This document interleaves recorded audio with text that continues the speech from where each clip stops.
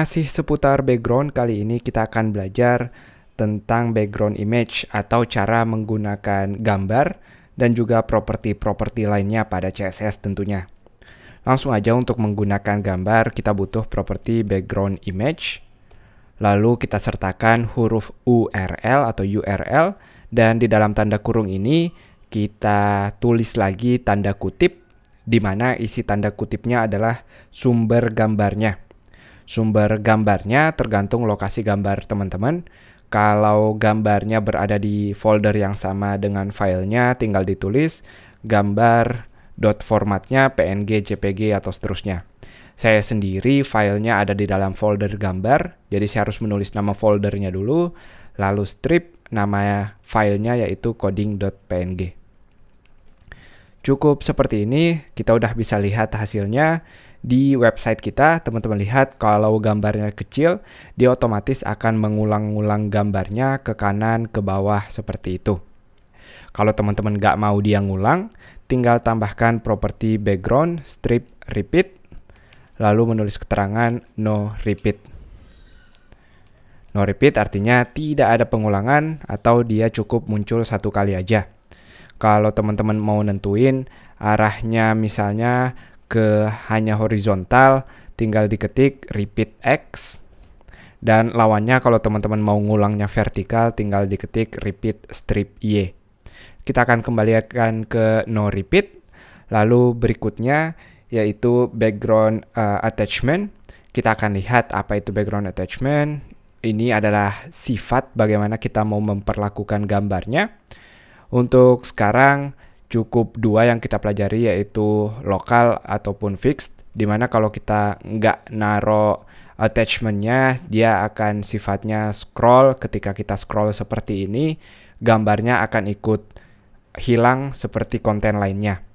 Bedanya, kalau kita pasang background attachment fixed, gambarnya dia nggak akan bergerak ketika kita scroll seperti ini.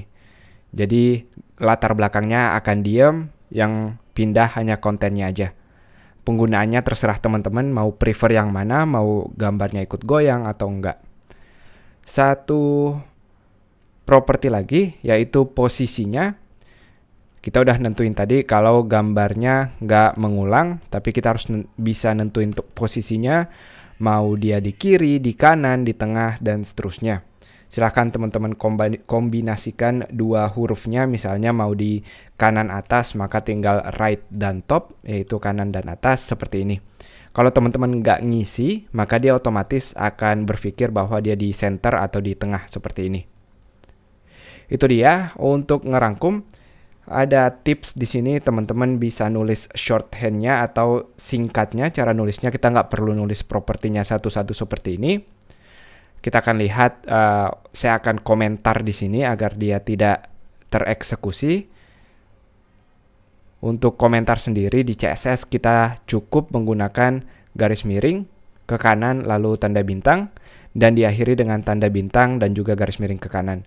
Otomatis semua yang ada di antara dua simbol ini akan komentar atau hanya untuk bacaan saja. Untuk yang belum familiar dengan komentar, komentar adalah cara kita untuk menulis sesuatu di dalam kodenya tapi tidak tereksekusi. Artinya nggak bakal ada efeknya. Biasanya kita pakai komentar untuk nulis keterangan, misalnya ini belajar CSS seperti ini.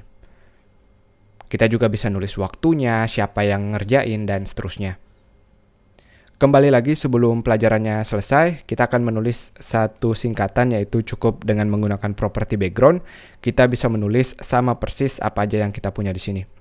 Untuk warna, kita tinggal tambahkan warnanya. Lalu untuk gambar, saya akan copy paste URL-nya di sini. Tinggal dipisahkan dengan spasi. Lalu repeat-nya, kita no repeat agar dia tidak mengulang. Attachment-nya dia fixed. Dan berikutnya posisinya yaitu di sebelah kanan, seperti ini. Hanya dengan seperti ini, teman-teman bisa lihat tidak ada perubahan sama sekali, karena semua yang kita tulis di sini sama saja kalau kita tulis satu baris seperti ini. Tentu aja, saya nggak ngasih tahu dari awal, kita bisa nulis singkat seperti ini supaya teman-teman familiar dengan properti-properti yang ada di CSS. Itu dia, semoga jelas. Sampai jumpa di video berikutnya.